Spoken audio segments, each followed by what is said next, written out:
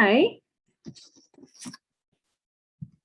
Hey, Pam, just give me one moment. Okay.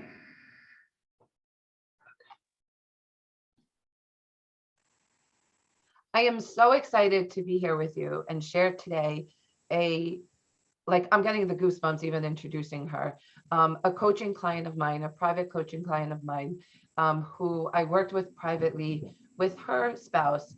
And today I'm going to interview her privately, separately from her husband.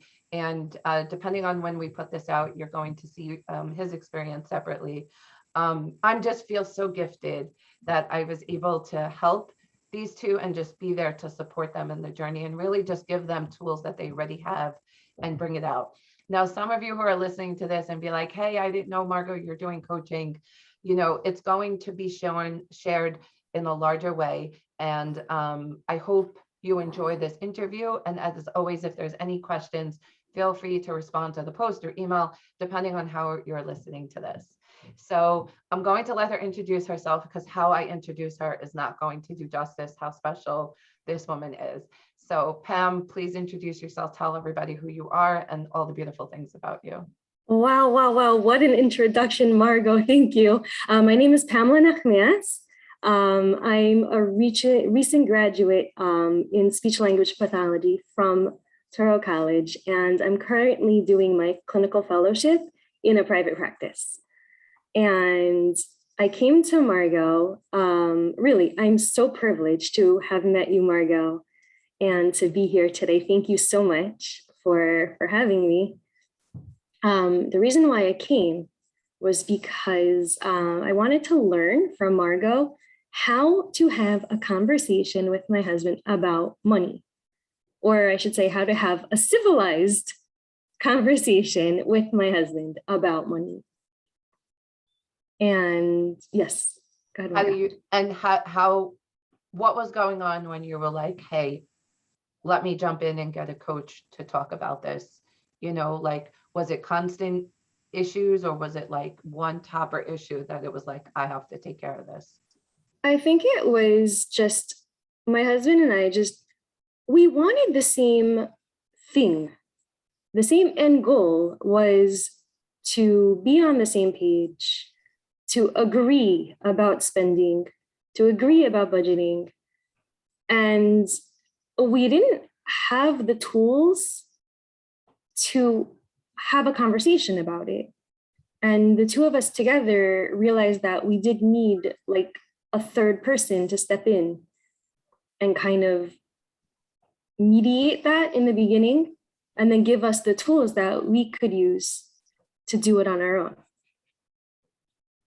And somebody who's listening to this, that's in the situation that is having problems possibly with a spouse, business partner, there's all forms of different people out there, right? Who you might need to have a budget conversation with. What would you say to them to take that first step as you did to walk into the process if they're full of fear and shame or maybe even guilt? Fear or shame and guilt, just know that it's not your fault. That whatever situation that you're in, and we talk about like financial relationships all the time, a relationship with your spouse, a relationship with your business partner, it's not your fault that you're in the situation that you're in. Like, you likely had the best intentions and made the best decisions that you made at the time, knowing what you knew or knowing what you know currently. It's just that there's people out there who can help you and guide you to make the decisions that you want to make to have the life that you want to have. And now looking back at the time that we spent together, I mean, we had some individual time, we had couples time. Are you thankful that you did it? What do you think are like the toppers coming out of this that make you feel like, thank God I did this? Or maybe like tips and tricks that possibly that stand out that you're like, I feel like I use this every day. Well, yeah, of course, I'm glad that we met, that we came together. We were discussing offline before about. That's what I want to get to, is to share that here about that part. Yes, it was just amazing. I recently made a bar mitzvah for my oldest son. And In case I whoever's think, listening doesn't know what a bar mitzvah is, because we do have the gift of different cultures. You know, a bar mitzvah is when your son is of 13, and it's a special party to celebrate his adulthood of being a man. So it's a yeah, very and he's also like taking on, it's a celebration really of him taking accountability for doing the things that are commanded for us as Jews. So it's very special. And we had a party, and there were so many things leading up to the party, up to the very last night, details that were not going the way that I would have liked to, that I felt that it should have been. And I think before I met Margot, before you and I met, I would have been like freaking out, like, oh my goodness, something's not going my way. I don't like that something's not going my way. I'm going to have a complete meltdown right now because something's not going my way. And I was like, all right, no, it's okay. I got this. Like, if we have one of the items that we needed for the bar mitzvah was until 9 o'clock at night in New Jersey, and the bar mitzvah was 7 o'clock the next morning. And I'm like, no, I'm not going to freak out. I'm going to own this. And I got on that phone and I made phone calls. Anybody coming from New Jersey to Brooklyn tonight? And then I found a friend of a friend whose mother lives in Brooklyn who could bring the bag. It took 6 people to get this item from Jersey to New York in time for the bar mitzvah, but we did it. I'm getting the chills, like even just hearing about that, because it's like this person to that person, and like even to that, it's a lot of people don't believe this, but it's like once you put it out into the universe, it's like what you need all of a sudden, it may not come exactly our way, but it comes. And you said something so important. It should have went away. And that's a big thing that people are kind of like with expectation, and they're shooting all over themselves. I know in our sessions, in our calls, we covered about that a lot. How would you say your growth is about that from like then until now? You know, and is that progressing in a way that you feel like somebody else that possibly if they're experiencing that they should, look, really for help on that part? Because the shooting all over themselves is a big thing, and I know for us, we worked a lot on that. Yes. I'm so glad that you mentioned it. I think a lot of the shooting came from cultural expectations and everybody's individual upbringing, as well as cultural expectations. And I'm so glad that you and I spoke about that. And to the people listening, it's so important to address when you think should, to have that self-awareness, to ask yourself, where is this coming from even? Is this even me who is thinking that? Because I found a lot of times, like, it wasn't even, I would say things like, oh, this should be like this and that should be like that. I'm like, and you would call me out on it, Margot, and I would realize, like, that's not even me talking. That's everybody else. Everybody else. That was everybody else. And that was really another like great gift that you gave me, was to have more self-awareness. And self-awareness is exactly that. Self-awareness. Like, listen to your own self and not what everybody else is telling you. So important. So key. And and like, how is that working now? Do you feel like you're able to go into the days more relaxed, more at ease if something comes up, even like outside of spouse, Dan, like with kids? How do you feel like now that this can translate to give you more ease, more flow, and, or anything else that may come to mind? Yeah, with kids and also with my new job. We didn't touch Talk upon about that. that Yeah. prior. Okay, so I am doing my clinical fellowship in a private practice. And part of the package of being a clinical fellow is that we're all fresh out of grad school and we know what we know, and there's still loads more that we need to know. And it was a little bit anxiety provoking. I'm not gonna lie. Like, I do want to make a good impression on my supervisor and show her what I know and show her what I can apply. But yeah, like we said, it having that self-awareness and knowing what I'm capable of and asking for clarification, asking for resources for the things that I'm not capable of. Again, just So just so you know, I'm going to step in here, just to get a little bit of background of her going with school. She's been a stay-at-home mom for many, many years. And, to step into this role to go to school while you have children is a very big step. When we met, she didn't even realize what she stepped into, but yet was like, she would step into life every day and life was just kept happening at her.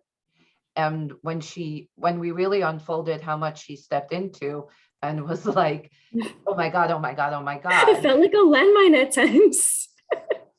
right? Yeah. And lots of times people don't realize that when they make decisions, like when we add things, buy another program, sign up for another class, say yes to something that really doesn't align with us. All these things that eventually like we wake up to and then we're in chronic pain, taking it on. And when she realized what she really stepped into, what we were able to discover was that like she was doing it, but like not consciously. And I was looking, and maybe you should talk about this. It's like, it was just giving her the background every day that she could go to those tasks, step into those hours that she needed to do for the program more at ease and not feel like she's taking from everybody. And now that she's out of the program, it's going into there with power every day. And Yes. so And I have to make decisions every day. And you've helped me so much with that too. I have to make decisions of clinical judgment. I mean, this is people's welfare that I'm responsible for. And I have to make also scheduling decisions. How many clients can I take on? What times are optimal times? If a client comes to me and asks me, can you see me at Friday afternoon? Maybe I'm inclined to say yes. Of course, I'm inclined to say yes. I want to help people. I want to help people at the time that's convenient for them. But again, to remember, like you said, like I am in charge of my own life and I have that power. And that as much as I'd love to say yes, taking a client at 2 o'clock on a Friday afternoon, it's not going to be a very powerful decision for me. It's not going to make me feel powerful. And if I don't feel powerful, how am I going to help that person? You see the quality of the making the decisions, Oh, the yes. health of the schedule, her as a person, to her children, to the client also. It's like The it's showing client. up, so many different things when you're in control of your schedule and realizing that it's okay to say no, especially if it doesn't serve you. But there's also another time that it could be done. Just to give a little background for this interview, unfortunately, it took a little bit of time for us to find a time that worked for her and I. But sometimes just being patient for the right time too, we all don't realize that that could be something, that could just be what it is, and just accepting that. Which Right. brings me to the next thing, unless you want to talk more about the other point, is like accepting things. I know we talked about a lot about that in sessions, when things go wrong. Like we talked about a little bit in this about the meltdowns, but how about accepting things to adjust and to move on? How do you feel about those types of things that we talked about? I think they're invaluable. I think for myself, there's still work to be done there, of course. And I'm growing every day, just like accepting those things. It's hard sometimes when it comes to accepting our financial situation right now, I find that having like gratitude helps. Grateful for what I have. And that's a great way to accept my reality, is finding gratitude in what I have. And that it's like, okay, I always say, you taught me this, Margot. And I would always come to you and I'll be like, okay, it'll be good. And you would say like, no, no, this is good. It's good right now. And I say that throughout the day when there's a situation going on that I find perhaps unacceptable. And I say to myself, okay, this is good. This is good. It's okay. So you see the shift there where she's coaching herself and taking the skills so that she could adjust. She's reflecting, adjusting, and moving on so that she's not just sitting in like this downtime of this distress, and using the tools so that she can continue to make decisions, serve her clients, go home to her family, and, you know, have time for herself. It just, I'm getting the chills because it's like, I'm just so excited for you. Thank And this you. new path, like you have no idea. Talk a little bit about money conversations with Dan now, like routine schedule, those types of things. How are they going? You know, anything that you can add, because that was really a good bulk of things as well that we worked on. Right. So routine and scheduling. We had a good flow going. And then the holidays happened. Mm-hmm. And then the bar mitzvah happened. So we're like getting back into it. We started like, I know I'm tracking my expenses. Just as a side note, I lost my credit card last week and it was so liberating. It was so liberating.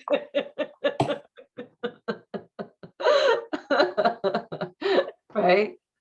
Think about that. Most people, if you're listening to this, would be like, oh my God, I can't buy a Snapple, lunch, blah, blah, blah, da, da, da. And she's like, all right, it's gone. Oh, well. I took a vacation. My credit card needed a vacation. It was like the week of the bar mitzvah. And he's like, that's it. Peace out. I'm done.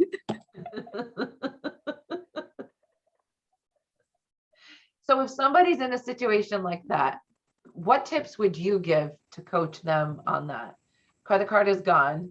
You know, you went through loads of like coaching time and all those things, but for somebody who's sitting in a situation like that might be freaking out, you know, there's emails bugging, making for money and all these things. What would you tell them? What's like a few steps to help them? For starters, like if you could find the humor in the situation, like I love that. Find the humor. If you have a sense of humor, use it. Like my credit card just got sick of me. And just said, peace out. Like, I'm done. He quit. My credit card quit on me. It was being overused. That's it, girl. After the bar mitzvah, I'm done. Bye. This is my life. He didn't even give notice. Got it. Okay. So, before we conclude this, is there anything like you want to tell people or suggest, or, you know, just to let them know about something that you feel like we didn't talk about, or anything, you know, or tips, tricks, secrets? Yes. I wanted to talk more about just between me and my husband having conversations about money. And I just wanted to address something that I've noticed just culturally, is that partners tend to avoid having discussions about money. I'm seeing this new trend on Instagram now with these reels where it's usually women posting humorous ways of avoiding conversations with their husbands about money. I don't know, Margot, if you know what I'm talking about. I have seen it. Yeah. You've seen like someone will run a blender and be like, oh, I can't hear you. Or someone will say, oh, I'll do it. I'll discuss with you after I finish this task. And then do a very slow job doing it. And just makes me feel sad. now that I know what I know, and now that you and I have worked together, makes me feel sad that people aren't talking about something that's so integral Mm. to their lives, just avoiding it. And it doesn't go away. Like, to people who are listening, it doesn't go away. You can put your blender on, you can scrub the floor with a toothbrush, but it's not, it's just going to be sitting there waiting for you. Comes back in other forms. It will. And I also wanted to just, one more point that I wanted to bring up is that nothing, I just realized this from learning with you and just from what I know about the way the brain works, just from my own studies, is that nothing exists in a vacuum. So people who are having difficulty with finances, with budgeting, with planning, likely are having difficulty in other aspects, that this same difficulty is manifesting itself in other aspects of their lives as well. And that's something I noticed for myself, is that it's holistic. It affects like the whole person. And I'm still like looking into it, researching it, like looking for ways to like bring it all together and make a holistic approach. And that's something that, you know, I'd like to continue exploring. So I'm getting goosebumps because I'm just so proud of this woman. And I can't wait. You. It's like when I open up Facebook and I see like all these beautiful pictures, it just makes me happy that I was able to be a part of this. You And absolutely were a part of it. It just, the milestone, you have a portion in the milestones, both of my graduation experience and in the bar mitzvah experience. Like, you were very much a part of it. you should know, as a coach, and a lot of you know me as a CFO, you know, on the coaching side, I'm sharing that more and more because when experiences come to me and it makes sense, I do agree to them. It's just, this is what it's all about. This is what it's all about. It's continuing the transformation and seeing how many things in her life that she's able to take on that unfortunately could have been incapacitating in a different way, and really transforming it. And to the beautiful kids that she has at home, you know, to see that as an example that they can take it on too. It's not just us, it's not just me coaching her, it's everyone around her who's taking on the experience. So again, I'm so grateful. You have no idea. I can cry how happy I am. Thank you so much. My Yeah. heart's pounding, like, from this experience. Good. In a good way. Good. In a good way. Thank you. Thank And you. I just feel compelled to ask one more time, is there anything else to share, you know, that you want to share to our listeners about things that if someone, you know, is in the situation, take the step that you Really can take the step. Take the step. Just take the step. I don't know even how much stronger I can reinforce that. I think that you'll be glad you did. You'll be glad you did. The time is passing. The time is passing anyway. So you can be where you are. You can be where you are in a year from now, in 5 years from now, in the same place that you are today. Or you can take the step and the time will pass and you'll grow. But the time is going to pass anyway. So take the step. Take the step. The faster you step in, just the take the faster step. you can get the growth. Yeah. Love it. Love it. I cannot wait to see how this new journey for you and everybody around you continues. I thank you again. And, you know, thank you all for listening. Any questions, as always, you know, please respond to the email or post, however you're seeing this, because we're going to share it in multiple ways, because it was just such a fun, but yet transformative coaching experience. And I'm so happy to share it with you. As always, thank you. And we will talk soon. Bye for Okay, now. thank you so much.